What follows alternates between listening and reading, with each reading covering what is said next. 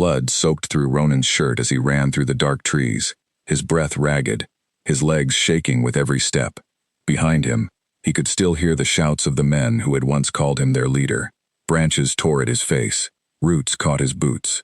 He did not stop. He could not stop. If he stopped, he would die. Only hours ago, he had stood at the head of a long table, surrounded by the same council members who now hunted him through the forest like an animal. He had trusted them.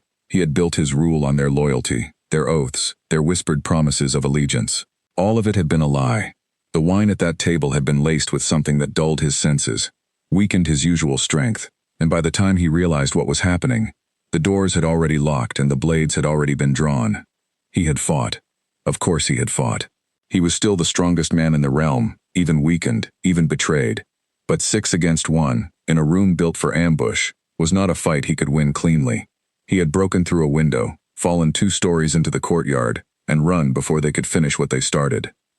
Now, hours later, his strength was fading fast. The wound in his side burned with every heartbeat. His vision blurred at the edges. He did not know how far he had come, only that the sounds of pursuit had grown fainter behind him, swallowed by the thick trees and the moonless dark. He stumbled over a fallen log and did not get up right away. For a long moment, he simply lay there, staring up at the black canopy above him, wondering if this was how it would end. Not in battle, not with honor, but bleeding out alone in a forest he did not recognize, betrayed by the very men sworn to protect him. No, he would not allow it. He forced himself upright, gritting his teeth against the pain, and kept moving. The trees began to thin. Somewhere ahead, he caught the faint smell of wood smoke, and beneath it, something else. Herbs, dried lavender, the scent of a home. He pushed through the last line of brush, and found himself at the edge of a small clearing. A single cottage stood there, its windows glowing with soft candlelight, smoke curling from its chimney into the night sky. It looked peaceful, untouched, a place that belonged to no war, no betrayal, no blood. His legs gave out before he reached the door. Wren heard the sound before she understood what it was, a heavy thud, just outside her home, followed by a groan of pain. She set down the cup of tea she had been warming her hands around, and rose slowly from her chair, her fingers finding the familiar edge of the table, then the wall, then the door. She could not see the man lying in the grass outside her cottage. She had not been able to see anything for as long as she could remember, but she did not need her eyes to know that something was wrong. The air outside smelled of copper and sweat and fear. She could hear his breathing, shallow and uneven, like a man clinging to the last threads of his strength. Most people in her village would have run back inside and barred the door. Most people feared what they could not understand, and a wounded stranger appearing out of the dark forest at night was exactly the kind of thing that frightened simple villagers who already whispered about the blind girl who lived alone at the edge of the woods. Wren was not most people. She knelt beside him, her hands moving carefully over his shoulder, feeling the tension in his muscles, the heat radiating from his skin, the wetness soaking through the fabric at his side. Blood, a lot of it. "Can you hear me?" she asked softly. A weak groan answered her. "I need you to stay still," she said, her voice calm despite the racing of her heart. "You're hurt badly. I'm going to help you, but you need to trust me." Ronan, through the haze of pain and exhaustion, felt the gentle pressure of small hands on his shoulder. He wanted to pull away. Every instinct screamed at him not to trust anyone, not after what had happened tonight. But he had no strength left to fight, and something about the voice speaking to him was different from anything he had heard in that betrayal-soaked hall. There was no hidden edge to it, no calculation, just quiet steadiness. Who are you?" he managed to whisper. "Someone who isn't going to let you die in my garden," Wren answered, already working to loop his arm over her shoulder. "Now help me. You're heavier than you look, and I can't carry you on my own." Despite everything, despite the pain and the fear and the betrayal still fresh in his mind, something in her tone made him obey. He pushed against the ground with what remained of his strength, and together, stumbling and slow, they made their way to the door of her cottage. Inside, the warmth of the fire hit him like a wave. Wren guided him to a low bench near the hearth and eased him down onto it, her hands quickly moving to check the wound at his side. She had tended enough injuries in her life, from farming accidents to the occasional fight between village boys, to know how to assess damage without needing to see it. Her fingers told her everything her eyes could not. "This needs to be cleaned," she said, already moving toward a shelf lined with small jars and pouches. "It's deep, but I don't think it hit anything vital." "You're lucky." "Lucky," Ronan repeated bitterly. the word tasting strange in his mouth. Lucky was not how he would describe tonight. Ren returned to his side, kneeling before him with a cloth and a small bowl of water infused with herbs. "You don't have to tell me what happened," she said, beginning to clean the wound with careful, practiced movements. "But I imagine it wasn't a friendly disagreement that did this to you." He winced as the cloth touched raw skin, but he did not pull away. "No," he said quietly, "it wasn't." For a while neither of them spoke. Ren worked in silence, cleaning and dressing the wound with a skill that surprised him. Given that she clearly could not see what she was doing, he found himself studying her face in the firelight, searching for some clue about who she was, why she had helped him, what she might want in return. Her eyes, pale and unfocused, did not track his movements the way sighted eyes would. It took him a moment to fully understand. "You're blind," he said, before he could stop himself. "I am," she answered simply, tying off the bandage with a firm, gentle knot. "Does that bother you?" "No," he said, and he meant it. "I'm only surprised. You move like someone who can see." "I've lived in this cottage my whole life," she said, rising and moving to fetch a blanket from a chest near the wall. "I know every inch of it without needing my eyes." "And people," she added, draping the blanket over his shoulders, "people are not so different, if you listen closely enough." Ronan said nothing to that, though her words settled strangely in his chest. He was used to people watching him, studying his every expression, trying to read his intentions before he spoke them.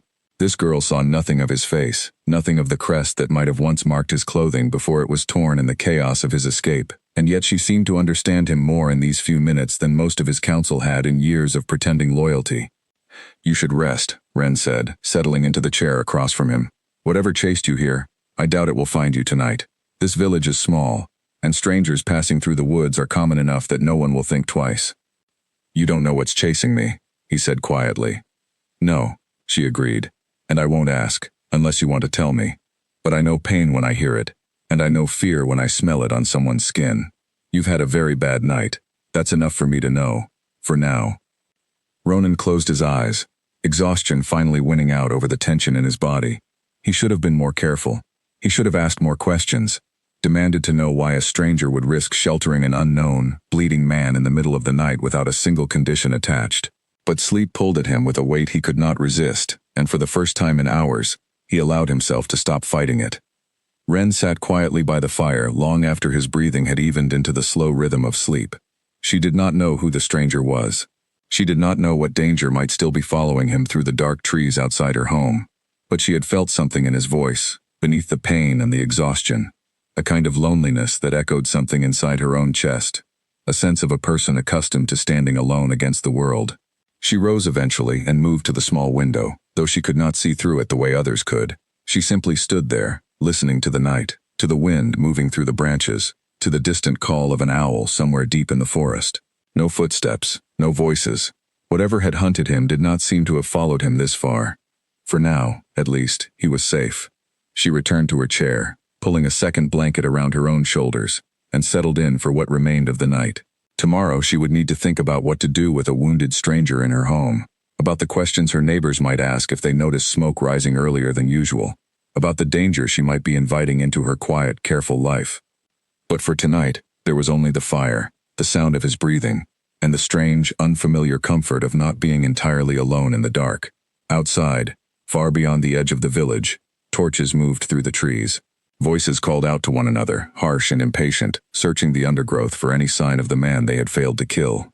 They found broken branches. They found a single drop of blood on a stone near the riverbank.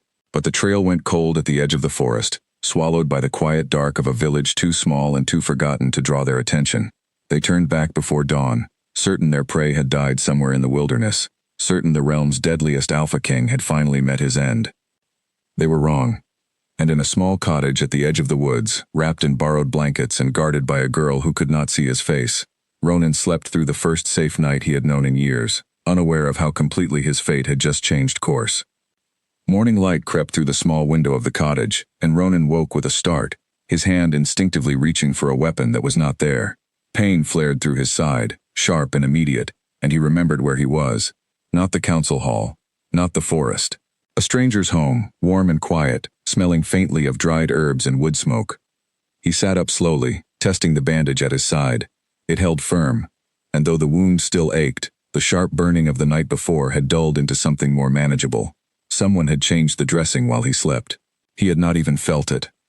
"You're awake," Ren said from across the room, not turning toward him, though somehow she seemed to know the exact moment his eyes had opened. She was standing near a small table, her hands moving over a row of jars, selecting one by touch and smell alone.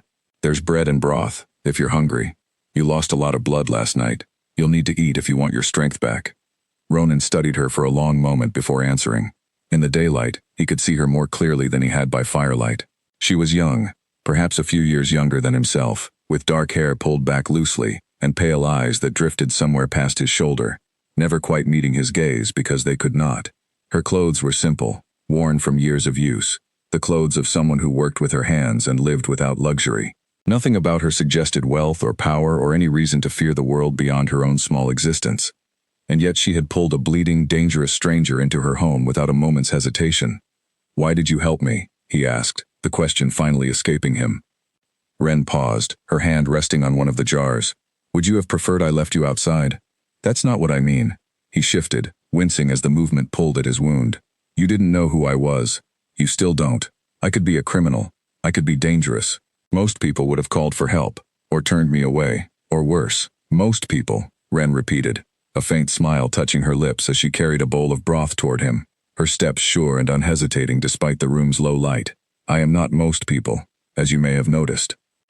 She placed the bowl in his hands, her fingers brushing his briefly before withdrawing. "I heard someone in pain outside my home," she continued, returning to her seat by the fire. "That was enough for me. I didn't need to know your name or your past to know you needed help.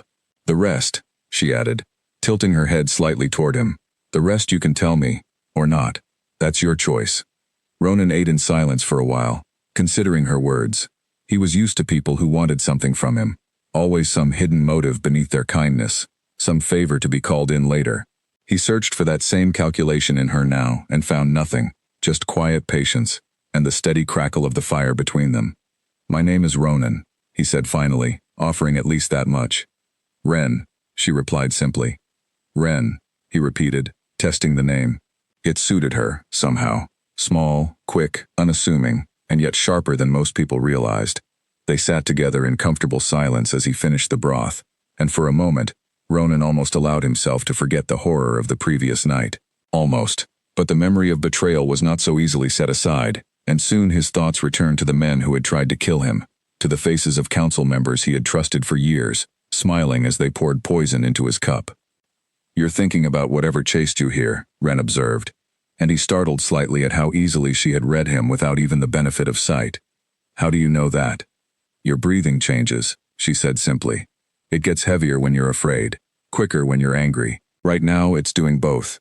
Ronan set the empty bowl aside, unsettled by how accurately she had described feelings he had not spoken aloud.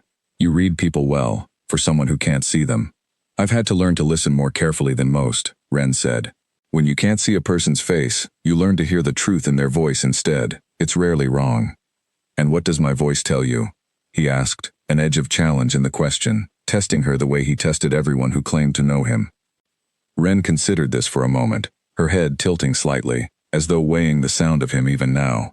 "It tells me you're used to being obeyed," she said finally, "that you're not accustomed to needing help, and that it troubles you to owe someone a debt you don't know how to repay. It tells me you're carrying more anger than fear, even though fear brought you to my door. And," she added, a small note of something gentler entering her voice, "it tells me that whatever happened to you last night, it wasn't the first time someone you trusted has betrayed you. That kind of pain doesn't come from a single wound." For a long moment, Ronan said nothing at all. He was not accustomed to being seen so clearly by anyone, let alone a stranger who had known him for less than a day, and could not even look upon his face. It should have unsettled him more than it did. Instead, he found himself oddly grateful that someone, finally, understood without needing every detail explained. "You're very perceptive," he said eventually, his voice quieter than before. "I have to be," Ren answered simply. "It's how I survive in a world that assumes I understand nothing, simply because I cannot see it." Later that day, Ren left the cottage briefly, to gather water from the well near the center of the village, leaving Ronan alone, with strict instructions to remain hidden and quiet. He used the time to inspect his surroundings more carefully, taking stock of the small home, its modest furnishings, the careful organization of every item within reach. everything arranged in a way that clearly served someone who navigated by touch rather than sight. He noticed too how isolated the cottage was, set apart from the rest of the village by a stretch of trees and an unused path overgrown with weeds. It was the perfect place to disappear, whether by choice or by circumstance, and he found himself wondering which reason had led Ren to live so far from the rest of her community. When she returned, he asked her directly, "Why do you live out here alone? Surely a village this size would offer more comfort within its borders." Ren set down the bucket of water with practiced ease, her expression unreadable for a moment before she answered. "The village doesn't know what to do with someone like me," she said. "They mean well enough, most of them, but discomfort makes people cruel in small ways. Whispers, superstitions. Some believe blindness is a curse, a punishment for some sin committed by my parents. Others simply find it easier to pretend I don't exist at all. It was simpler to live apart, where I answer to no one, and no one has to pretend to understand me." "That sounds lonely," Ronan said quietly. "It is, sometimes," Ren admitted. "But loneliness is a fair price for peace, I've found. Better to be alone and steady than surrounded by people who see me as broken." Ronan absorbed this in silence, recognizing something familiar in her words. Though their situations could not have been more different. He too had lived surrounded by people, and yet had felt utterly alone among them, trusting no one fully. Always aware that loyalty in his world was rarely more than a performance staged for personal gain. Ren's isolation was a choice born of self-protection. His had been an inevitability born of power. As the day stretched into evening, Ronan felt his strength slowly returning, though the wound at his side still ached with any sudden movement. Ren changed his bandages again as the sun began to set, her hands steady and sure despite the growing darkness outside. "You'll need at least a few more days before you're strong enough to travel anywhere," she said, tying off the fresh dressing. "Whatever waits for you beyond this village, it will still be there when you're ready to face it. Rushing back too soon will only get you killed." "You assume I intend to go back," Ronan said. Ren paused, her fingers still resting lightly against the bandage. "Don't you?" He did not answer immediately. The truth was, he did not know. Everything he had built, every title he had earned, every position of power he had fought to secure, all of it had been stripped away in a single night of betrayal. Returning meant confronting the men who had tried to kill him. It meant reclaiming a throne stained with the memory of poisoned wine and hidden blades. It meant risking his life again, this time with far fewer allies than before. "I don't know," he admitted finally, the words feeling strange and unfamiliar in his mouth.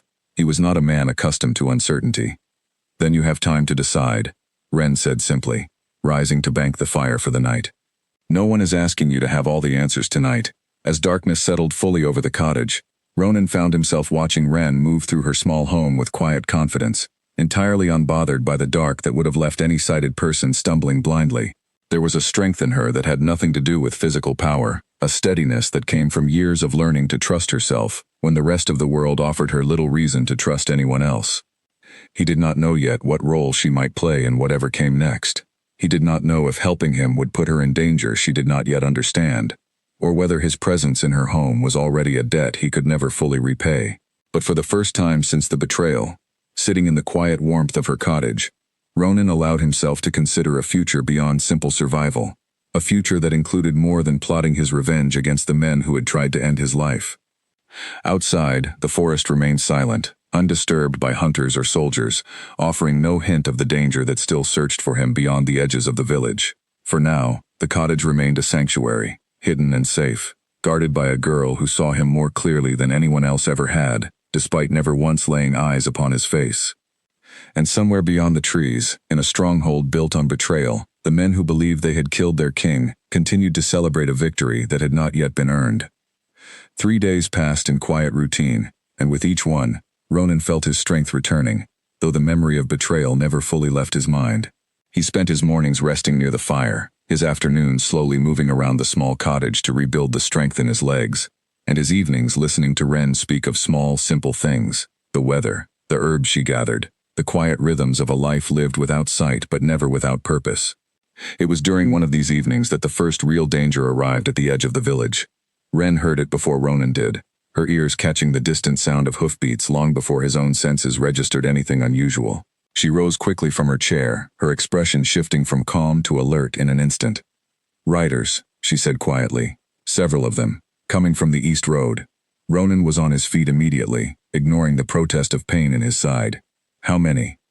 I can't be certain, Ren said, moving toward the window despite the fact that she could not see through it, relying instead on the sound carried on the evening air. 5, perhaps 6. Moving with purpose, not passing through casually. Ronan's jaw tightened. 5 or 6 riders moving with purpose could mean many things, but given the circumstances of his arrival in this village, he could not afford to assume the best. They could be searching for me, he said grimly. Or they could be simple travelers, Ren countered, though her tone suggested she did not fully believe her own words. Either way, you cannot be found here. Come. She led him quickly toward the back of the cottage, to a section of the floor he had not noticed before, hidden beneath a woven rug and a heavy wooden chest that she moved aside with surprising strength for someone her size. Beneath it, a small trapdoor led down into a narrow root cellar, barely large enough for a single person to crouch within. Down there, she instructed. Stay silent, no matter what you hear. I'll come for you once they've gone. Ronan hesitated only a moment before lowering himself into the cramped space, the trapdoor closing above him with a soft thud, followed by the scrape of the chest being dragged back into place. Darkness enveloped him completely, and for the first time since his escape, he understood in a small way what it might feel like to navigate the world without sight, relying entirely on sound and instinct to know what was happening beyond his reach. Above him, he heard Ren moving calmly through the cottage, her footsteps unhurried, betraying no sign of the danger that might be approaching. Moments later, a heavy knock echoed through the small home. "Open up," a rough voice called from outside. "By order of the council, we're searching every home in this district." Ren opened the door without hesitation, her voice carrying easily down into the cellar where Ronan listened, every muscle tense. "Good evening," she said politely.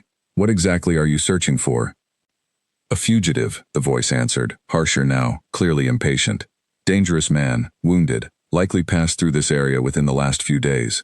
You seen anyone matching that description?" "I live alone," Ren said simply.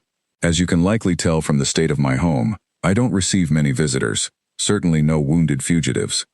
There was a pause, followed by the sound of heavy footsteps entering the cottage, moving across the floor directly above where Ronan crouched in the darkness. His hand instinctively found the hilt of a small kitchen knife Ren had left within reach, though he knew it would offer little protection against multiple armed soldiers. "You live out here alone?" the soldier asked, his voice closer now, suspicious. "Isolated like this? Seems like exactly the kind of place a man might hide, if he wanted to avoid being found." "I live here because the village finds my blindness unsettling," Ren answered, her tone calm and unbothered despite the clear threat in the soldier's words. "Feel free to search wherever you like. I have nothing to hide, and even less to offer a man on the run. I can barely feed myself most days, let alone shelter a fugitive." The footsteps continued across the small cottage, pausing here and there as the soldier apparently inspected different corners of the home. Ronan held his breath, listening as the footsteps drew closer to the chest hiding the trapdoor above him, then paused directly overhead. "What's under this?" the soldier asked. "Nothing but storage for the winter," Ren said, her voice betraying not a single hint of fear. "Feel free to move it if you'd like to see for yourself. Though I should warn you, it's heavier than it looks, and full of nothing more interesting than dried grain and old blankets." There was a long, tense pause. Ronan gripped the knife tighter, prepared for the worst, prepared to fight his way out if discovery became inevitable, even weakened and outnumbered as he was. Finally, the footsteps moved away. "Waste of time," the soldier muttered, apparently satisfied enough by Ren's calm indifference to abandon his search of the chest. "Let's check the next house." The sound of boots retreated toward the door, and moments later, Ronan heard the cottage door close, followed by the distant fading of hoofbeats as the riders continued their search elsewhere in the village. Still, he did not move, remaining perfectly still in the darkness until he heard the chest being dragged aside once more and the trapdoor opening above him. "They're gone," Ren said softly, extending a hand to help him climb back out of the cramped cellar. "For now, at least." Ronan emerged slowly, his legs stiff from crouching in the confined space, his mind racing with the implications of what had just happened. "You lied to them without hesitation," he said, studying her face in the dim firelight. "You risked your own safety for a man you've known only a few days." "I made a choice," Ren said simply, closing the trapdoor and dragging the chest back into place with practiced efficiency. "The same choice I made the night I found you bleeding outside my home. I don't regret it." "You should," Ronan said, his voice sharper than he intended, though the words came from genuine concern rather than anger. "Those men would have killed you without hesitation if they'd found me here. You don't even know why they're hunting me." Ren straightened, her pale eyes turning toward him with a quiet intensity that seemed to see straight through him despite her blindness. I know enough, she said. I know that men who search homes with weapons drawn, searching for a wounded stranger, are rarely acting out of noble purpose. Whatever crime they claim you've committed, I doubt very much that it justifies armed soldiers terrorizing an entire village. Ronan fell silent, unable to argue against her reasoning, though guilt gnawed at him regardless. He had not asked for her protection, not directly, and yet she had offered it freely, without hesitation, risking everything for a debt she did not truly owe him. Thank you, he said finally, the words feeling inadequate against the weight of what she had done for him. Ren offered a small, tired smile. You're welcome, though I suspect this won't be the last time danger comes looking for you while you're under my roof. No, Ronan admitted grimly. It likely won't be.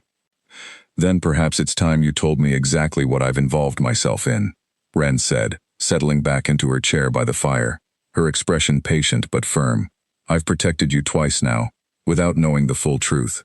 I think I've earned at least that much honesty in return. Ronan hesitated, weighing the wisdom of revealing his identity against the growing sense that Ren deserved far more honesty than he had offered thus far.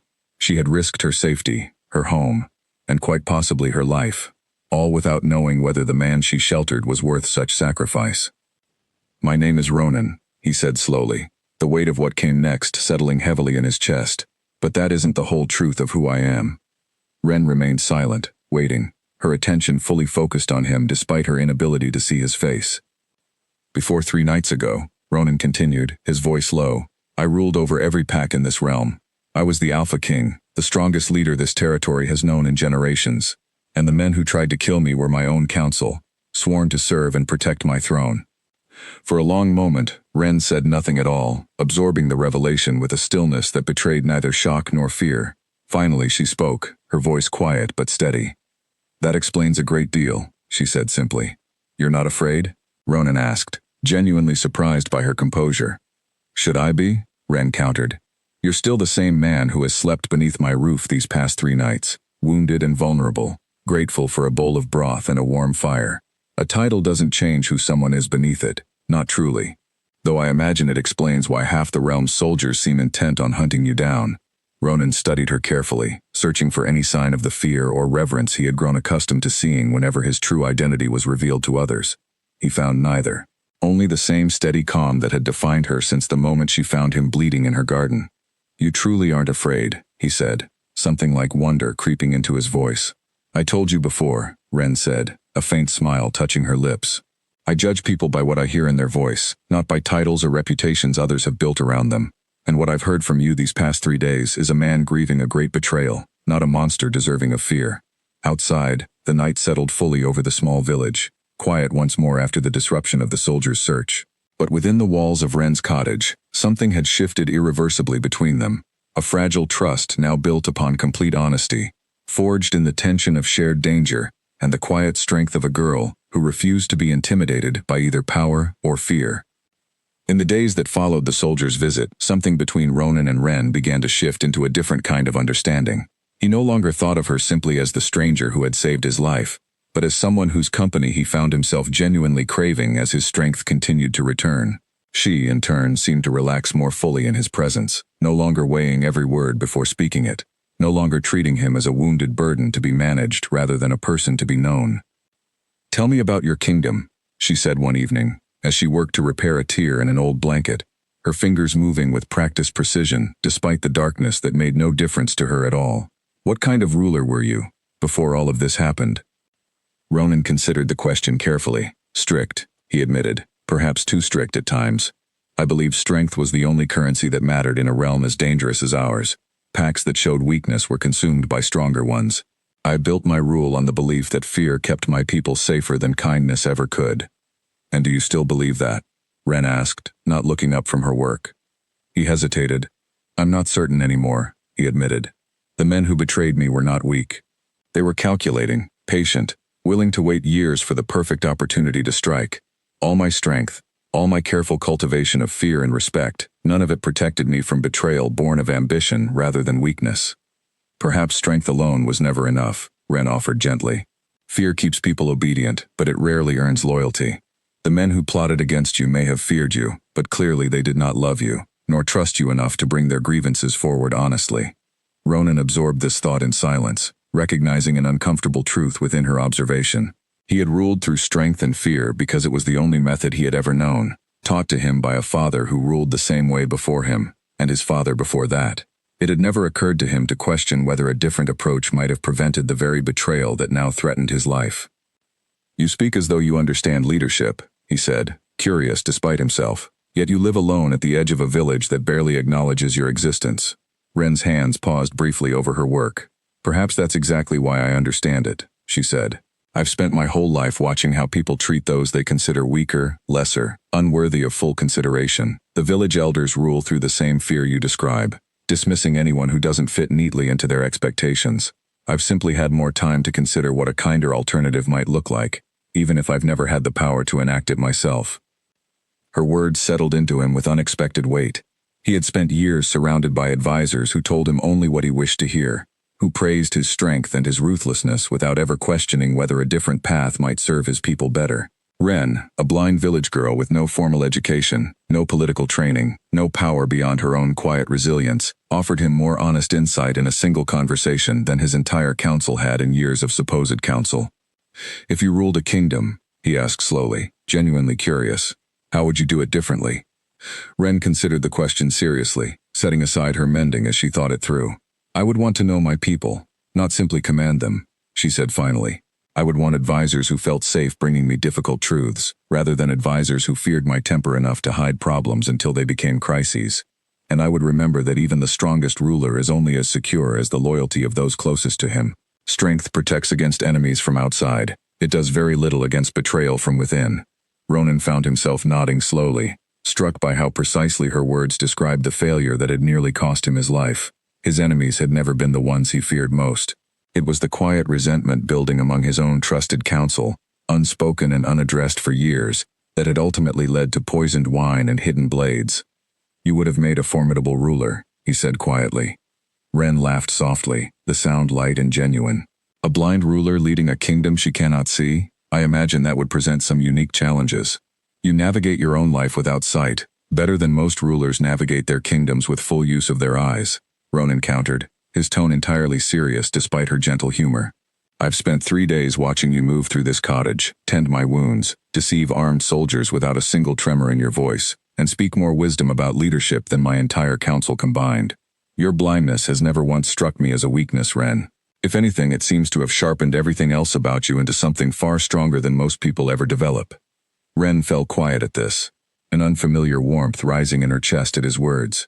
She had spent her entire life hearing her blindness described as a burden, a limitation, a reason for the village to treat her as lesser than those around her. No one had ever suggested that it might have made her stronger instead, that the skills she had built out of necessity might be considered valuable rather than merely a workaround for what she lacked. "Thank you," she said finally, her voice quieter than before. "Not many people have ever said something like that to me." "Then the people in your life have been foolish," Ronan said simply. The conversation drifted into comfortable silence after that, the fire crackling gently between them as the evening deepened outside. Ronan found himself studying her more closely than before, noticing details he had overlooked in the tension of the past few days. The way she hummed softly to herself while working, unaware she was doing it. The careful, deliberate way she organized every item in her home, a system entirely her own but perfectly logical once understood. The quiet strength beneath her gentle demeanor, a resilience built through years of navigating a world that had given her little reason for confidence, yet somehow she possessed it anyway. He had known powerful men throughout his life, warriors and rulers and advisors who wielded influence through wealth, strength, or political maneuvering. He had never known anyone quite like Ren, whose power came from nowhere but her own unshakable sense of self, built without any external validation to support it. "May I ask you something?" he said eventually, breaking the comfortable silence. "Of course." "Why haven't you asked me to leave?" he asked. "You know who I am now. You know the danger my presence brings to your home, to your safety. Any reasonable person would have insisted I move on the moment I was strong enough to travel, rather than continuing to risk everything by sheltering me." Ren considered the question for a long moment before answering. "I suppose," she said slowly, "I've grown accustomed to your company faster than I expected to. And perhaps," she added, a faint smile touching her lips, "I've grown curious about what kind of man you might become, once you decide what to do with the second chance fate has given you." Ronan felt something shift in his chest at her words. an unfamiliar warmth that had nothing to do with the fire beside them. He did not fully understand it yet, this growing connection between them, forged through danger and honesty, and a strange, unexpected trust that had built itself in the span of only a few days. But he recognized, even without fully naming it, that whatever happened next in his fight to reclaim his throne, he no longer wished to face it entirely alone. "I intend to reclaim what was taken from me," he said finally, his voice firm with renewed resolve. "The men who betrayed me will answer for what they've done, not simply to satisfy my own anger, but because a realm ruled by traitors who poisoned their king in the dark will never know true stability. My people deserve better than that, even if I must rebuild my rule from nothing to give it to them." "Then you'll need allies," Ren said, her tone practical despite the weight of his declaration. "You can't reclaim a kingdom alone, wounded and without resources." "No," Ronan agreed, "I can't." He looked at her then, an idea forming slowly in his mind, uncertain and reckless, yet growing more solid the longer he considered it. She had already proven her loyalty beyond any reasonable expectation. She possessed instincts sharper than most trained soldiers he had commanded, and her blindness, rather than a limitation, had granted her a perception of truth that might prove invaluable in the dangerous path ahead. "Would you help me?" he asked finally, the question feeling both natural and terrifying to voice aloud. "Not simply by sheltering me here, but by traveling with me when I'm strong enough, helping me navigate what comes next?" Ren was quiet for a long moment, considering the weight of what he was truly asking. To leave the safety of her isolated cottage, the only home she had ever known, and venture into a dangerous world of betrayal and violence alongside a man hunted by his own council, was no small request. "You're asking me to leave everything I know," she said finally, "to help you reclaim a throne I've never seen, and a kingdom I know nothing about." "Yes," Ronan admitted, "I am." Ren's expression shifted into something thoughtful, weighing the question with the same careful consideration she gave everything in her life. "Give me time to think on it," she said eventually. "This isn't a decision I can make lightly." "Of course," Ronan said, though something in him already hoped fiercely for the answer he suspected she might eventually give. Outside, the night deepened further, wrapping the small cottage in quiet darkness, while inside, two people from entirely different worlds sat together by the fire, each considering how completely their paths had already begun to intertwine, and how much further that path might yet lead them both. Ren gave her answer 3 days later, on a quiet morning when the frost had finally begun to melt from the grass outside her cottage. She found Ronan sitting near the fire, testing the strength in his side by slowly rotating his shoulder, his expression focused and determined despite the lingering stiffness of his wound. "I'll go with you," she said simply, without preamble. Ronan looked up, searching her face for any hint of doubt or hesitation, finding only quiet resolve. "You're certain?" "I've thought of little else these past 3 days," Ren admitted, settling into her usual chair by the fire.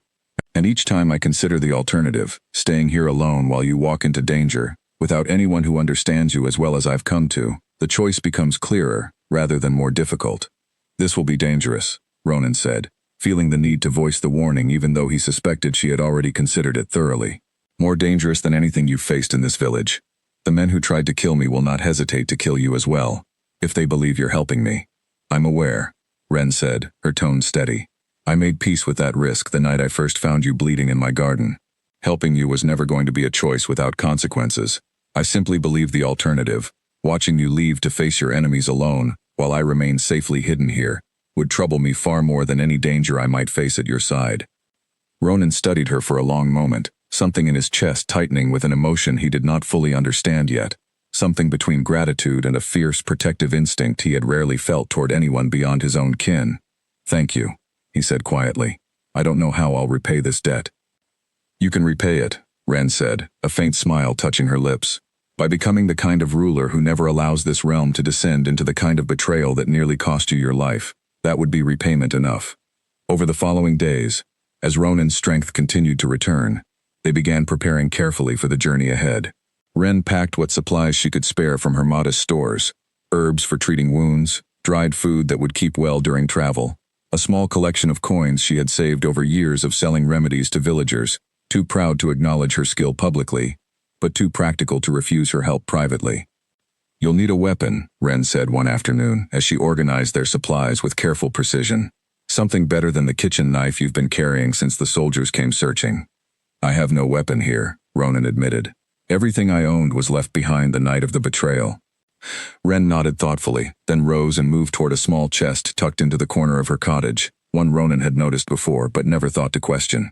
She opened it carefully, her hands searching through its contents until she withdrew a sheathed blade, well maintained despite its evident age. "This belonged to my father," she said, offering it to him. "He was a soldier before he settled in this village. He taught me to maintain it properly, even after I lost my sight, though I never learned to wield it myself. It seems only right that it finally serves the purpose it was made for." Ronan accepted the blade with careful reverence, drawing it partway from its sheath to inspect the metal, finding it sharp and well cared for despite years of disuse. "Your father must have been skilled," he observed. "This is fine craftsmanship." "He was," Wren said, a note of quiet grief entering her voice. "He passed several years ago, along with my mother, during a difficult winter that claimed several lives in the village. I've lived alone since then." "I'm sorry," Ronan said softly, understanding now a little more of the isolation that had shaped her life, the loss that had left her alone in a cottage at the edge of a village that had never fully accepted her. "It was a long time ago," Wren said, though the lingering sadness in her voice suggested the grief had not fully faded despite the years that had passed. "I've made peace with it, mostly, though I imagine there will always be a part of me that misses them." They fell into a comfortable silence after that, the weight of shared loss and shared purpose settling between them in a way that deepened the connection already forming since the night of their first meeting. Ronan found himself wanting to offer some comfort, though he was uncertain how, unaccustomed as he was to providing emotional support rather than simply commanding obedience. "Your father would be proud," he said finally, "to know his blade will help reclaim a kingdom from the men who betrayed it." Wren offered a small smile at this. "I think he would simply be proud that it's being used for something meaningful, rather than sitting forgotten in a chest for the rest of its existence." As the day of their departure approached, Ronan found himself increasingly aware of how much his perspective had shifted since arriving wounded and desperate at Wren's door. He had entered her life as a man consumed entirely by anger and the need for vengeance against those who had betrayed him. Slowly, through her quiet wisdom and unwavering steadiness, he had begun to consider a future that included more than simple retribution. A future where the kingdom he reclaimed might be built on something stronger and more sustainable than fear alone. "I've been thinking about what you said," he told her one evening, as they sat together reviewing the route they intended to take back toward his territory. "About ruling through trust rather than fear alone." "And?" Wren prompted, her attention fully focused on him despite her inability to see his expression. "I think you're right," he admitted. "Fear kept my throne secure against external threats, but it did nothing to protect me from the betrayal that nearly ended my life. If I reclaim my kingdom, I want to rebuild it differently. I want advisors who trust me enough to bring difficult truths forward, rather than advisors who fear my temper enough to hide problems until they explode into crisis." Wren's expression softened at this, genuine warmth entering her voice. "That's a wise ambition," she said, "though I imagine it will be far more difficult to achieve than simply ruling through fear ever was. Trust takes time to build, and patience to maintain. It's far easier to demand obedience than to earn genuine loyalty." "I have time now," Ronan said, "thanks to you. Time to consider what kind of ruler I truly want to become, rather than simply reacting from anger and a desire for revenge." Their preparations continued over the following days, careful and methodical, accounting for every possible danger they might encounter along the journey back toward Ronan's territory. Wren proved invaluable during this planning, her heightened senses and careful attention to detail catching potential problems that Ronan, still recovering and eager to move quickly, might have otherwise overlooked. "We'll need to avoid the main roads," she said, tracing a route from memory that Ronan had described to her in detail, her mind organizing the geography with impressive precision, despite never having seen a map in her life. "Soldiers searching for you will likely patrol those routes most heavily. Smaller paths through the forest will take longer, but they'll offer far more protection from discovery." "You've never even seen these paths," Ronan said, genuine admiration coloring his voice. "And yet you're planning our route more carefully than most soldiers I've commanded." "I don't need to see a path to understand logic," Wren said simply. "You've described the terrain to me in enough detail that I can picture it clearly in my mind, even without sight. And frankly, thinking through problems carefully has always been something I've had ample time to practice, given how much of my life has required careful navigation without the benefit others take for granted." On the night before their departure, Ronan found himself unable to sleep, his mind turning over the dangers that awaited them both once they left the safety of Wren's cottage. He found her still awake as well, sitting quietly by the dying embers of the fire, her expression thoughtful in the dim light. "Are you afraid?" he asked, settling into the chair across from her. A little, Ren admitted, though I imagine less afraid than I should be, given everything we're about to face. You could still stay here, Ronan said, the words feeling both necessary and difficult to voice. I would understand, if you changed your mind, no one would think less of you for choosing safety over danger. I would think less of myself, Ren said firmly, if I allowed fear to convince me to abandon someone who needs my help, simply because the path ahead is uncertain. I made my choice already, Ronan. I don't intend to change it now, on the very night before we're meant to leave. Something in her steady resolve settled the last of his doubts, replacing them with a quiet gratitude that he found himself struggling to fully express. Then we leave at first light, he said finally, together. Together, Ren agreed, and in the quiet darkness of the cottage that had sheltered them both through danger and revelation, something unspoken passed between them, a promise neither fully voiced yet both clearly understood, that whatever awaited them on the road ahead, they would face it as allies bound by choice rather than obligation. They left the cottage before the sun had fully risen, the morning air sharp and cold against their skin, as they made their way toward the tree line that marked the beginning of the forest path Ren had carefully planned. She moved with the same quiet confidence she always carried, her hand occasionally brushing against Ronan's arm to orient herself when the terrain grew uneven, though she needed such guidance far less often than he had expected. You're certain this path avoids the main roads? Ronan asked, glancing back once at the small cottage disappearing behind them, the only home Ren had ever known now left behind for an uncertain future. As certain as I can be, based on everything you've told me, Ren replied, though I imagine we'll need to adjust as we go. No plan survives entirely intact once it meets the reality of the road. They walked for hours that first day, moving steadily through dense forest that offered good cover from any potential searchers, though the terrain proved challenging even for Ronan's restored strength. He found himself watching Ren carefully throughout their journey, expecting her to struggle more than she did, yet finding again and again that her other senses compensated remarkably well for what she could not see. How do you manage it? He asked eventually, as they paused to rest near a small stream, walking through unfamiliar terrain, avoiding obstacles you've never encountered before, all without sight to guide you. I listen, Ren said simply, settling onto a fallen log while Ronan filled their water skins. The sound of the wind changes when it passes through dense trees versus open clearings. Water makes a distinct sound that grows louder as you approach it. Even the ground itself carries information, if you pay close enough attention to how it feels beneath your feet. It's not so different from what sighted people do, really, except I've simply learned to rely on different senses to gather the same information. It's remarkable, Ronan said, genuine admiration in his voice. I've commanded soldiers who couldn't navigate half as well as you, despite having full use of their eyes. Ren smiled at this, though a faint blush colored her cheeks at the compliment. You give me too much credit, she said. I simply learned to survive with the tools available to me. Anyone would develop similar skills, given enough necessity and time. They continued their journey through the following days, the terrain growing more treacherous as they moved deeper into territory that bordered Ronan's kingdom. On the third day, disaster nearly struck when they encountered a small hunting party moving through the same stretch of forest, forcing them to remain hidden in dense underbrush for hours while the strangers passed dangerously close to their position. They're gone, Ren whispered finally, her enhanced hearing confirming what Ronan's own senses had only begun to suspect. But we should move quickly, in case they return this way. They pressed onward with renewed urgency, and it was during this stretch of the journey that Ronan first witnessed the full extent of what Ren's unique perception could offer him, beyond simple companionship. As they navigated a narrow ravine, she suddenly stopped, her hand gripping his arm firmly. Wait, she said quietly. Something's wrong ahead. What do you mean? Ronan asked, scanning the path ahead but seeing nothing unusual. The birds have stopped singing, Ren said, her voice tense. And I can smell something faint on the wind. Metal, perhaps oil. Someone has set something along this path, a trap of some kind. Ronan studied the ground more carefully at her warning, and after a moment, he spotted it. A carefully concealed snare, designed to catch unwary travelers, likely set by soldiers hoping to capture him should he attempt to pass through this particular route.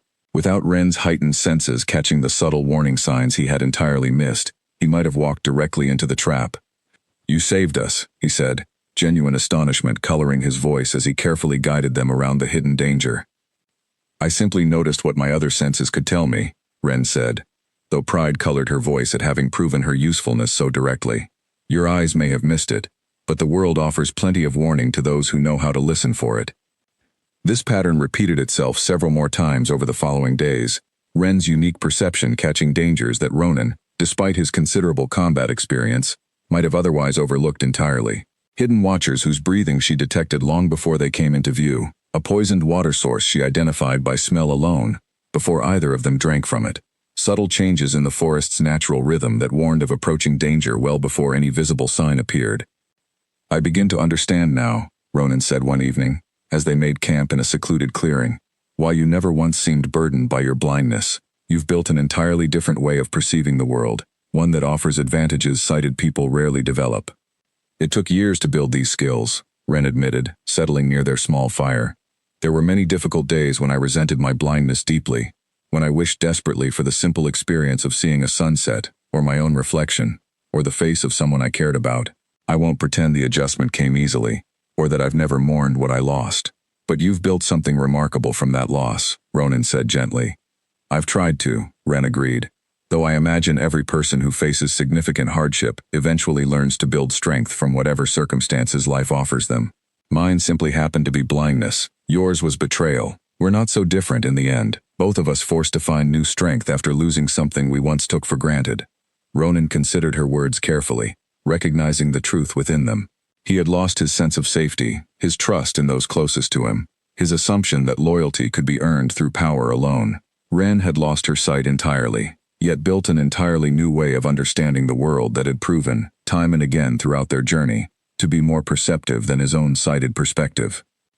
"I'm grateful you're here," he said quietly, the words feeling inadequate against the depth of his growing appreciation for her presence throughout this dangerous journey. "I don't think I would have survived this path without you." "You give yourself too little credit," Ren said, though warmth colored her voice at his words. "You've protected us both plenty of times as well, when physical strength was required, rather than perception.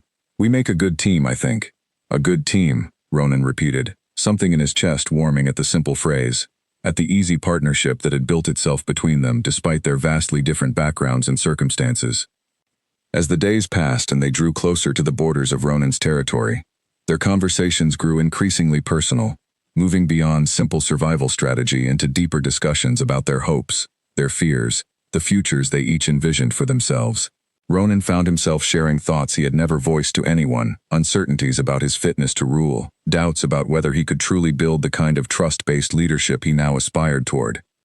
"You'll manage it," Ren assured him one night, as they sat together beneath a canopy of stars she could not see, but somehow still seemed to appreciate, through the quality of the night air around them. "You've already changed significantly, since the night I found you bleeding in my garden." The man who arrived at my door was consumed entirely by anger and a need for vengeance. The man sitting beside me now speaks of trust, of rebuilding, of ruling differently than his father before him. That transformation alone suggests you're capable of far more than you currently believe. "You've changed me," Ronan admitted quietly, the confession feeling both vulnerable and true. "I don't know how else to explain it, except that spending these weeks with you has shown me a different way of understanding strength, one that has nothing to do with fear or dominance." Ren fell silent at this, an unfamiliar warmth spreading through her chest at his words. She had spent her entire life believing herself somehow lesser for her blindness, and yet here was a man once feared across the entire realm, telling her that her presence had fundamentally changed how he understood strength and leadership itself. "I'm glad," she said finally, her voice softer than usual. "Glad that whatever role I've played in this journey has meant something beyond simple survival." "It's meant far more than that," Ronan said, and in the quiet darkness of their camp, surrounded by the dangers of a realm still hunting him, something deeper than gratitude or partnership began to take root between them. Unspoken, yet undeniably present, growing steadily with each day they spent relying on one another, through danger and discovery alike. By the 10th day of their journey, they reached the outer edge of Ronan's territory, marked by a familiar ridge of hills he had once patrolled regularly as a younger warrior, before ever claiming his throne.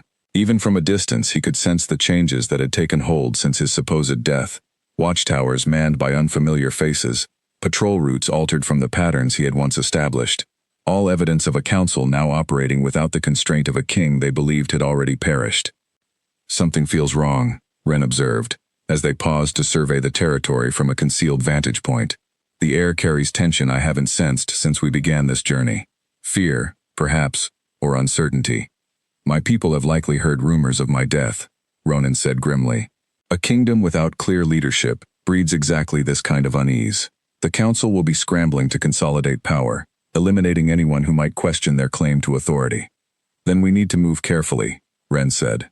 Announcing your return too openly, before we understand exactly how much support the traitors have secured, could be extremely dangerous. Ronan nodded, recognizing the wisdom in her caution despite his own instinct to march directly into his former stronghold and confront those who had betrayed him. We'll need allies, he said, thinking carefully through the political landscape he had once commanded so confidently. There were pack leaders loyal to me before the betrayal, warriors who owed their positions to my patronage rather than the council's influence. If any of them still hold power, they may be willing to support my return. Do you know where to find them? Ren asked. One, certainly, Ronan said, a flicker of hope entering his voice for the first time since their journey began. Garen, commander of the Northern Watch. He served under me for years before I claimed the throne, and I trust his loyalty more than any other man in this territory. They made their way carefully toward the Northern Watch outpost over the following 2 days, moving with extreme caution given how close they now were to territory actively controlled by forces loyal to the council. Ren's heightened perception proved invaluable once more, identifying patrol patterns and potential dangers that allowed them to avoid detection despite moving through heavily guarded territory. When they finally reached the outpost, Ronan approached carefully, uncertain how Garen might react to his sudden, unexpected return from apparent death. The commander, a broad-shouldered man with graying hair and sharp, alert eyes, emerged from his quarters at the sound of approaching footsteps, his hand immediately moving toward his weapon, before recognition dawned across his weathered features. By the old gods, Garen breathed, his weapon lowering slowly as shock replaced his initial defensive posture. You're alive. We were told, the council announced you had died, killed by bandits while traveling beyond the border. A convenient lie, Ronan said grimly, crafted by the very men who tried to kill me themselves. Garen's expression darkened considerably at this revelation. The council, he said slowly. I suspected something was wrong, the way they moved so quickly to consolidate power after your supposed death, but I had no proof of their involvement. You have proof now, Ronan said, standing before you, very much alive despite their best efforts. Garen's gaze shifted then toward Ren, who stood quietly beside Ronan throughout this exchange, her expression calm despite the tension of the moment. And this is? He asked. Ren, Ronan said, something protective entering his voice as he introduced her. Without her, I would not have survived the night of the betrayal, nor the weeks that followed. She has earned my complete trust, and I would ask that you extend her the same respect you've always shown me. Garen studied Ren for a long moment, clearly processing the unusual circumstances of her presence at Ronan's side, before offering a respectful nod. Any ally of the king is an ally of mine, he said simply. Come inside, both of you. We have much to discuss, and precious little time to waste before the council learns of your survival. Over the following hours, they discussed the current state of Ronan's kingdom in careful detail, Garen providing crucial information about which pack leaders remained loyal to the true throne, and which had already aligned themselves with the council's new leadership. The picture that emerged was troubling but not entirely hopeless. Several key leaders remained uncertain of their loyalties, waiting to see how the political situation developed before committing fully to either side. If they learn you're alive, Garen said, some will rally to your cause immediately. Others will need convincing, particularly given how thoroughly the council has worked to secure their position over these past weeks. Then we'll need to move carefully, Ronan said, gathering support before making our presence known too broadly. A premature confrontation, before we've secured sufficient loyalty, could end in disaster. Ren, who had remained largely quiet throughout this strategic discussion, finally spoke up. May I offer an observation? She asked. Both men turned toward her, Garen's expression curious despite his evident surprise at being addressed directly by someone whose role in this unfolding drama he did not yet fully understand. Of course, Ronan said, his tone warm and encouraging. The council's strength currently rests entirely on the belief that Ronan is dead, Ren said thoughtfully. That belief is their greatest asset, allowing them to consolidate power without meaningful opposition. But it's also their greatest vulnerability. The moment credible proof of his survival spreads, even before you've secured full military support, their entire position becomes unstable. Uncertain leaders who might otherwise wait cautiously to see how things develop may instead rush to align themselves with the rightful king before his enemies can silence him again. Garen considered this carefully. clearly recognizing the wisdom in her observation despite his initial surprise at hearing such sharp political insight from an unexpected source. "She's not wrong," he said, glancing toward Ronan. "A carefully managed revelation of your survival, before the council can prepare a unified response, might destabilize their position faster than months of careful military planning. The risk," Ronan said slowly, working through the implications, "is that revealing myself too soon, before I have sufficient protection, gives the council another opportunity to finish what they started." "That risk exists regardless of timing," Ren countered. "The longer you wait in hiding, the more thoroughly the council secures their position, and the harder your eventual return becomes. Sometimes the greatest danger lies not in moving forward, but in waiting too long out of caution." Ronan studied her for a long moment, recognizing once again the sharp strategic mind hidden beneath her quiet, unassuming demeanor. "You continue to surprise me," he said finally, something like admiration coloring his voice. "I've had years of practice thinking carefully through problems," Ren said simply. "It's one of the few advantages my circumstances have offered me." Garen, watching this exchange with growing interest, offered a knowing look toward Ronan that suggested he understood far more about the dynamic between his king and this remarkable young woman than either of them had yet acknowledged openly. "Whatever the nature of your partnership," he said diplomatically, "her counsel appears sound. I would recommend we begin planning carefully how best to reveal your survival to those loyal leaders most likely to rally immediately to your cause." Over the following days, a careful plan began taking shape, one that would require precise timing and considerable risk, revealing Ronan's survival to key allies while maintaining enough secrecy to prevent the council from launching another assassination attempt before he could secure adequate protection. Throughout these preparations, Ren remained a constant and valuable presence, her insights proving repeatedly useful as they navigated the complex political landscape of a kingdom teetering on the edge of civil conflict. "We're close now," Ronan said one evening, as they finalized the details of their approach. "Closer than I imagined possible when I first stumbled bleeding through the forest toward your cottage. We still have significant challenges ahead," Ren cautioned, though her tone carried quiet confidence rather than fear. "Yes," Ronan agreed, "but I face them now with allies I trust, and a clearer understanding of the kind of ruler I intend to become. That alone offers me more confidence than I possessed even at the height of my former power." Ren smiled at this, warmth evident in her expression despite the serious nature of their ongoing preparations. "Then let's ensure that confidence proves justified," she said, "by reclaiming your throne carefully, and rebuilding it into something stronger than what the traitors nearly destroyed." The plan to reveal Ronan's survival began carefully, starting with a small gathering of pack leaders whose loyalty Garen vouched for personally, men and women who had served faithfully during Ronan's original rise to power, and who had expressed private doubts about the council's sudden consolidation of authority following his supposed death.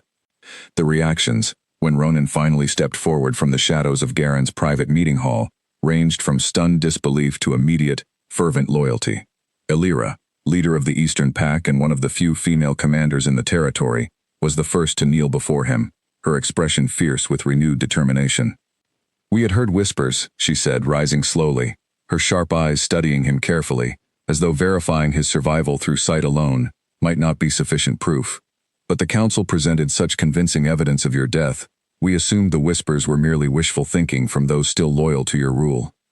"The council fabricated my death to secure their own power," Ronan said grimly. "I survived their betrayal, though barely, and I intend to reclaim what rightfully belongs to me, along with justice for those who conspired against my life." One by one, the assembled leaders pledged their renewed loyalty, though a few remained cautiously reserved, clearly uncertain whether openly supporting Ronan's return might prove premature given the council's continued strength within the capital itself. Ren observed these interactions carefully throughout the gathering, her heightened perception allowing her to identify subtle hesitations and voices that might have otherwise gone unnoticed. "That one," she murmured quietly to Ronan, once the formal gathering had concluded, gesturing subtly toward a broad-shouldered leader who had pledged loyalty perhaps too readily, his voice carrying an undertone that struck her as calculated rather than genuine. His words don't match the tension in his voice. "I would be cautious about trusting him fully." Ronan studied the man in question, a leader named Corwin whose territory bordered the capital directly, and found himself grateful once more for Ren's unique insight into truths that eluded conventional observation. "I'll keep that in mind," he said quietly, filing away her warning for future consideration. As the days progressed, more leaders learned of Ronan's survival. and the momentum of support began building steadily in his favor. However, this growing support came with increasing risk, as news of his survival inevitably began reaching the ears of those still loyal to the council, prompting an increasingly desperate response from the very men who had orchestrated his original betrayal. The confrontation came sooner than anyone anticipated, when a small force of soldiers, likely dispatched by the council upon learning of Ronan's survival, launched a surprise attack against the outpost where he had been coordinating his growing alliance. The assault came at night, catching many of the gathered leaders unprepared despite the defensive measures Garen had implemented. Ren woke first, her enhanced senses catching the subtle sounds of approaching danger long before the actual attack began. "Ronan," she said urgently, shaking him awake from where he slept nearby. "Something is wrong. I hear movement outside the perimeter, careful and coordinated. This isn't a random threat." Ronan was on his feet immediately, years of combat instinct overriding any lingering grogginess from sleep. "Rouse the others," he said, already reaching for the blade Ren's father had once carried. Quickly. The attack began moments later, soldiers loyal to the council descending upon the outpost with brutal efficiency, clearly hoping to eliminate Ronan and his gathering allies before their momentum could solidify into a genuine threat against the council's authority.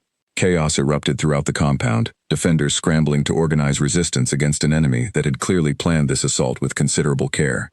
Throughout the ensuing confrontation, Ren proved instrumental in ways that surprised even those who had already witnessed her unique capabilities during their journey. Unable to fight directly amid the chaos, she instead positioned herself near Ronan, her heightened hearing identifying threats approaching from directions that visual chaos might have obscured from sighted defenders overwhelmed by the confusion of nighttime combat. "Behind you," she called out sharply at one point, and Ronan spun just in time to deflect a blade aimed at his unprotected back, an attacker who had circled around during the confusion, hoping to strike while his attention remained focused elsewhere. "How did you know?" he asked afterward, breathing heavily from the exertion of combat, genuine astonishment evident in his voice. "His breathing," Ren said simply, though the intensity of the ongoing battle left little room for extended explanation. "It changed rhythm as he prepared to strike. I've learned to recognize that pattern." The battle raged for what felt like hours, though in truth it likely lasted less than one. Ronan's restored strength and combat experience proving decisive against soldiers who, while numerous, lacked the coordinated leadership necessary to overcome determined resistance from Garen's well-trained forces. By the time the assault finally broke, the attacking soldiers retreating in disarray back toward the capital. Several defenders lay wounded, though thankfully none had perished in the confrontation. "They know we're organizing," Garen said grimly, once the immediate danger had passed, and they began assessing the aftermath of the failed assault.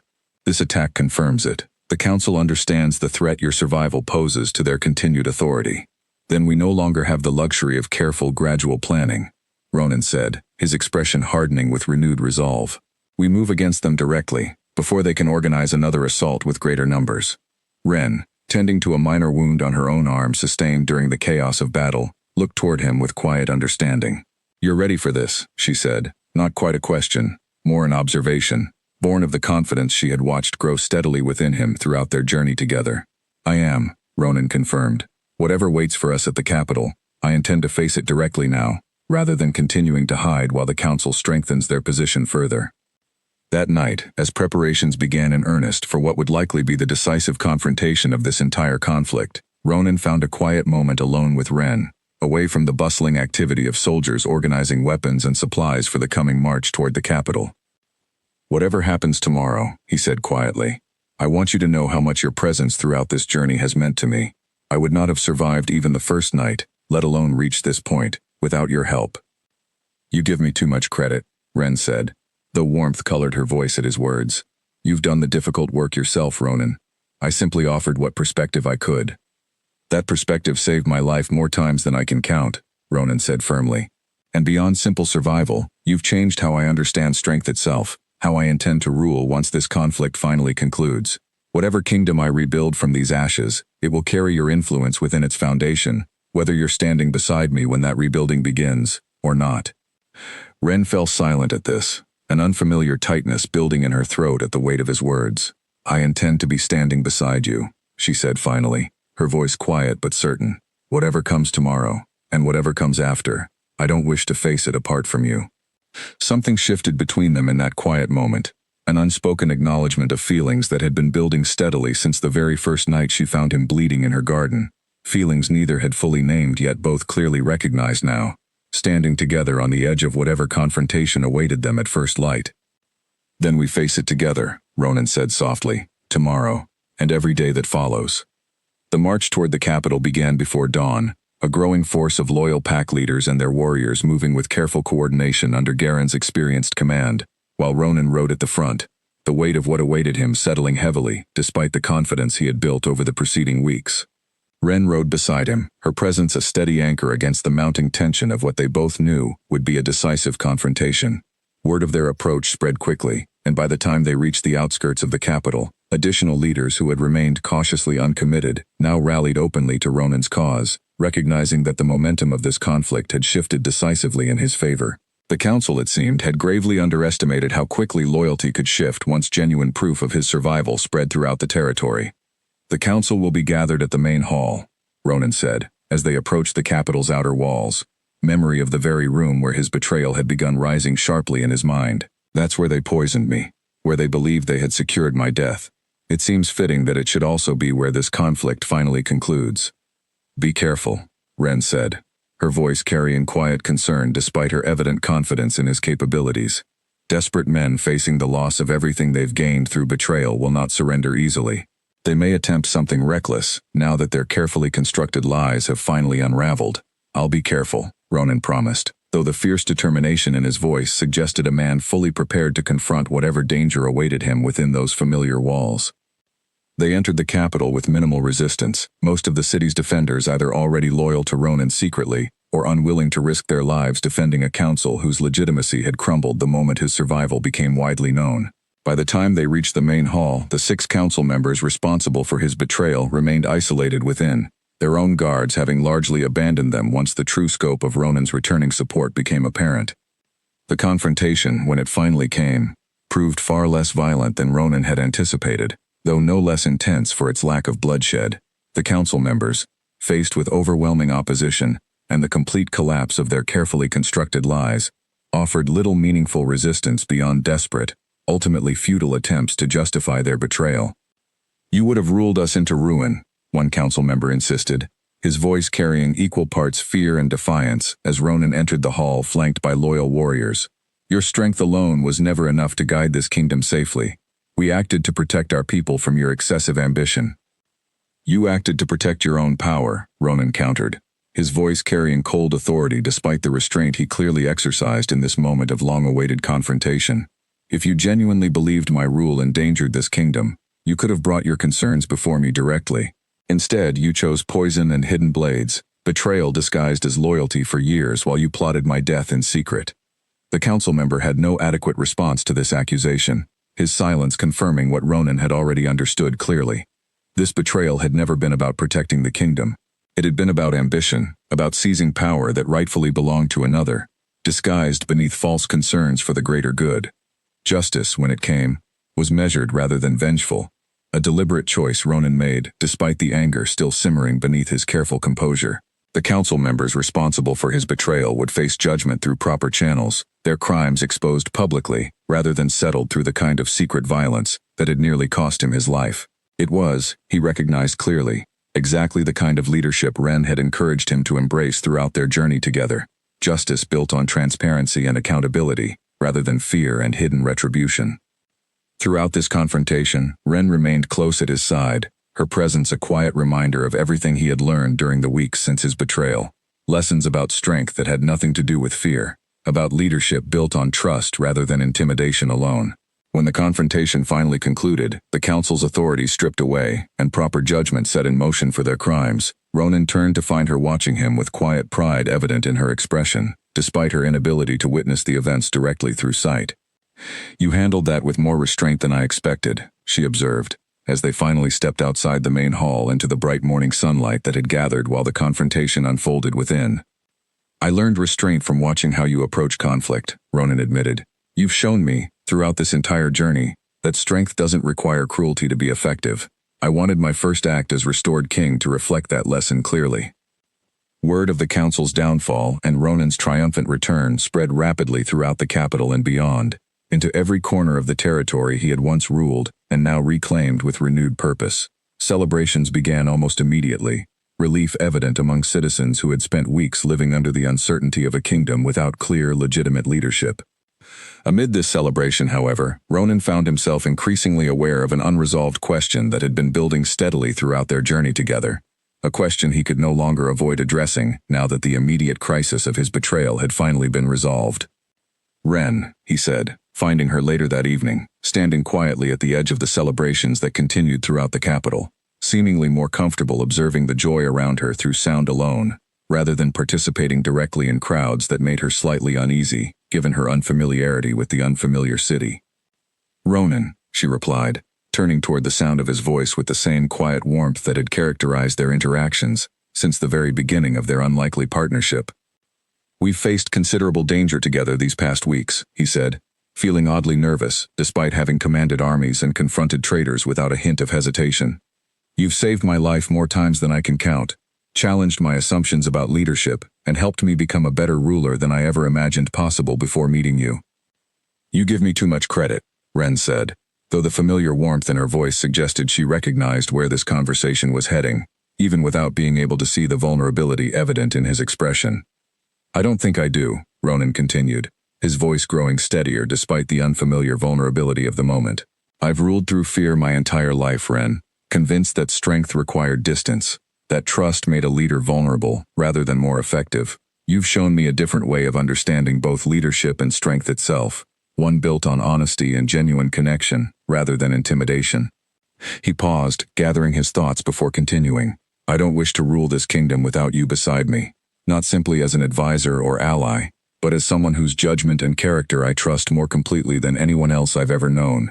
I'm asking you, Ren, to remain here with me, not out of obligation for the shelter you once offered a wounded stranger, but because I genuinely cannot imagine building the future of this kingdom without you as my equal partner in that endeavor."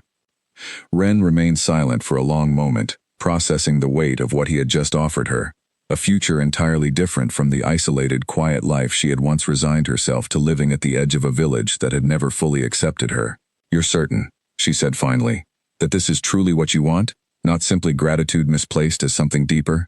"I'm certain," Ronan said firmly, no hesitation evident in his voice. "What I feel for you, Ren, grew from far more than gratitude. It grew from watching you face danger without hesitation, from listening to wisdom about leadership that reshaped my entire understanding of what kind of ruler I want to become, from the quiet comfort of your presence during even the most difficult moments of this journey. I love you, Ren, not despite your blindness, not despite the unconventional circumstances that brought us together, but because of the remarkable person you've proven yourself to be throughout every step of this journey." Ren felt tears gathering, unbidden, at the sincerity evident in his voice, a lifetime of feeling overlooked and underestimated, finally giving way to the profound recognition offered by someone whose opinion had come to matter more deeply than she had ever expected possible. "I love you as well," she said softly, "though I confess I've felt that truth building within me for weeks now, uncertain whether voicing it might complicate what we needed to accomplish together." "Nothing about this could ever complicate what we've built," Ronan said, reaching for her hand with quiet certainty. "If anything, it simply confirms what I've suspected for some time now, that whatever future I build for this kingdom, it will be stronger and more meaningful with you standing beside me as my equal." As the celebrations continued throughout the capital that evening, marking the end of betrayal and the beginning of a new chapter for the entire kingdom, Ronan and Ren stood together quietly, their future now bound together as certainly as their survival had been throughout the dangerous weeks that had brought them to this moment. The weeks that followed Ronan's restoration to power brought significant change throughout the kingdom, as he began implementing the very principles he had come to understand so clearly during his journey with Ren. Advisors were chosen now not simply for their strength or their willingness to obey without question, but for their honesty, their willingness to bring difficult truths before their king, even when such truths proved uncomfortable to voice. Garen, whose loyalty had proven unwavering throughout the crisis, was elevated to a position of significant trust within the new council Ronan carefully assembled, a council built deliberately different from the one that had betrayed him, with checks against the kind of unchecked ambition that had nearly cost him his life. Elira and several other loyal pack leaders were granted greater voice in matters of governance, recognizing their contributions during the difficult weeks of rebuilding trust throughout the territory. Ren, meanwhile, found herself navigating an entirely unfamiliar world within the capital, one vastly different from the isolated cottage she had called home for her entire life. Where the village had once treated her blindness as a source of discomfort and superstition, The kingdom's citizens, having heard the full story of how she had saved their returning king through wisdom and perception that transcended simple sight, began to regard her with genuine respect and admiration. "It's strange," she admitted to Ronan one evening, several weeks after their arrival in the capital, "to be seen so differently than I've been seen my entire life. In the village, my blindness made people uncomfortable, something to be pitied or feared. Here, people speak of it almost as though it were a gift rather than a limitation." "Perhaps it always was," Ronan said gently, settling beside her on the balcony overlooking the city that had once again begun to flourish under restored, legitimate leadership. "The village simply lacked the wisdom to recognize what I recognized the very night I stumbled bleeding into your garden." Ren smiled at this, warmth spreading through her chest at how completely her circumstances had transformed since that fateful night. She had gone from an isolated outcast, tolerated but never truly embraced by her community, to standing beside the most powerful ruler in the realm, her insights and judgment valued as essential to the kingdom's continued stability and growth. Their relationship deepened steadily throughout these weeks of rebuilding, Ronan increasingly relying on her counsel not simply as a trusted advisor, but as a partner whose perspective shaped nearly every significant decision he made regarding the kingdom's future direction. Together, they worked to address long-standing grievances among the various pacts that comprised the realm, grievances that had gone unaddressed for years under the previous, fear-based approach to leadership that had characterized Ronan's earlier rule. "The Northern Territories have expressed concerns about resource distribution," Ren observed during one such council meeting, her heightened perception once again proving invaluable in identifying underlying tensions that others might have overlooked amid more straightforward political discussions. "I hear more than simple complaint in their representative's voice. There's genuine fear that their concerns will continue going unaddressed, just as they have for years under previous administrations." Ronan took this observation seriously, dedicating additional resources toward addressing the Northern Territory's legitimate grievances, a decision that ultimately strengthened loyalty throughout that region considerably. Time and again, Ren's unique insight proved instrumental in identifying problems before they escalated into genuine crises, her perspective offering a crucial complement to Ronan's own considerable political and military experience. As months passed, the kingdom continued its recovery from the chaos of betrayal and civil unrest, gradually rebuilding into something stronger and more stable than it had been even before the original crisis began. The council Ronan had assembled proved far more effective than his previous advisors, precisely because it was built on the foundation of trust and transparency that Ren had encouraged him to embrace from the very beginning of their partnership. On a clear morning nearly a year after the night Ronan first stumbled bleeding into Ren's garden, the kingdom gathered to witness a ceremony that formalized what had already become obvious to everyone who observed the deep partnership between their restored king and the remarkable woman who had saved his life and reshaped his understanding of leadership itself. "Do you, Ronan," the ceremonial official intoned before the assembled crowd, "take Ren as your equal partner, pledging to rule this kingdom together with honesty, trust, and mutual respect?" "I do," Ronan said firmly, his voice carrying easily across the gathered crowd, genuine joy evident in every word. "And do you, Ren?" the official continued, turning toward her. "Accept this partnership, pledging your wisdom and judgment toward the continued strength and stability of this kingdom?" "I do," Ren answered, her voice steady despite the significant crowd gathered to witness this momentous occasion. A stark contrast to the isolated existence she had once known at the edge of a village that had barely acknowledged her presence. As the ceremony concluded and cheers erupted throughout the assembled crowd, Ronan turned toward Ren with quiet wonder evident in his expression, still somewhat astonished by how completely his life had transformed since that desperate night of betrayal and flight. "From bleeding stranger to king again," he murmured, quiet enough that only she could hear. "And now, finally, something far better than either. A partner who has taught me everything meaningful about strength and leadership that my father never managed to convey throughout years of preparation for this throne." "We taught each other," Ren corrected gently, her hand finding his amid the celebration surrounding them. "You taught me that my perspective held value beyond simple survival, that the skills I built out of necessity could serve purposes far greater than navigating my own small existence. We built this transformation together, Ronan, neither of us alone." "Together," Ronan agreed, echoing the word that had come to define their entire journey since that fateful night when a wounded, betrayed king had stumbled into the garden of a blind village girl who chose compassion over fear, curiosity over suspicion, and ultimately, love over the safety of remaining forever alone. The kingdom that emerged from this partnership flourished in ways that surprised even those who had witnessed its gradual transformation throughout the preceding months. Trust replaced fear as the foundation of governance. Advisors spoke honestly, rather than merely offering flattery designed to preserve their positions.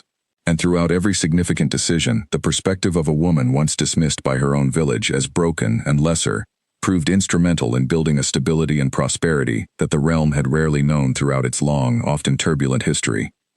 Years later, when historians would eventually record the story of how the realm's deadliest alpha king had been saved and transformed by an unlikely alliance with a blind village girl, they would struggle to capture fully the depth of what had actually transpired between two people from vastly different circumstances, brought together through betrayal and danger, only to discover in each other exactly the kind of partnership that neither had known they were searching for throughout their separate, isolated existences. The story would be remembered simply as a tale of unlikely love and unexpected strength, but for Ronan and Ren themselves, it remained something far more personal, a testament to the truth that sometimes the deepest wisdom comes not from power or sight, but from the quiet courage to trust another person completely, even when every circumstance suggests such trust should be impossible. And in the quiet moments they still shared together, long after the kingdom had settled into its new era of stability and prosperity, Ronan often found himself grateful beyond measure for the night he had stumbled, bleeding and betrayed, into the garden of a girl who could not see his face, yet somehow understood him more completely than anyone else in the entire realm ever had.